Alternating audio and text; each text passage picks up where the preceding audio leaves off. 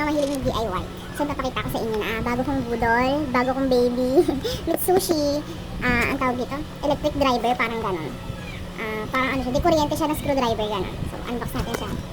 Woo! Magkano ko lang ito nabili? Wala pang 200 plus. Wala pang 200. Kasi in-applyan ko siya ng voucher. So, it comes with this electric driver. Naka-off siya. Pag i-on mo is, may left and right siya na button para magre-reverse. Ayan muna yung item. Then, kasama niya is manual and yung dalawa niyang bala. Yung positive, negative. So, there. Kita niyo ba? Ganito yung charging cable niya. So, ito na siya. Ito-testing na natin. Pagamitin natin yung negative. Ang tawag dito, Philip pa to. Basta ito negative kasi tawag ko dyan. Ayan. Igaganon mo lang siya. Tanan! Di-magnet siya, di-magnet. So, pag i-on mo na siya, ay nga pala, pwede pala ito na nakaganyan, pwede rin pahaba. Gaganituhin mo lang. May button dito, may button. Tapos iikot mo lang. Like that. There! Pahaba na siya para hindi ka mahirapan pag nag-screw ka pag ganyan. Pwede rin pabaril. So, ayan. Ano natin siya?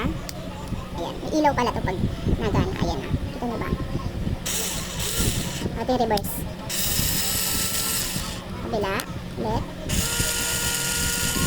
Testing kayo natin siya sa may screw. Meron akong black screw dito for wood. Ayan siya. For wood to. Kasya ba? Okay, so positive tayo. Ayan. Kabit natin. Ayan, so kaya natin ito i-testing dito. Try natin dito sa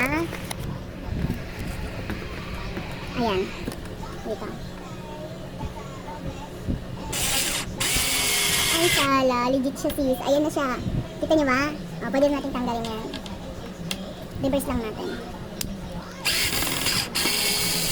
Ayan na siya. Basta padali yung gawain. Dito ko siya pinasok. Try natin ulit. Ipasok ka. I-reverse natin ulit. Ayan. Ayan na siya. Tapos reverse. Ayun na. So, effective siya. Mas mapapadali yung mga gawain niyo pag may ganito kayo. Hindi na kayo panigin lang. Basta may ganito kayo, tsaka mga screws. Madali na lang yung mga DIY projects nyo na naiisip nyo. Pag lalo na yung mga mami na nasa bahay lang, sobrang useful nito. Bili na kayo sa link ko.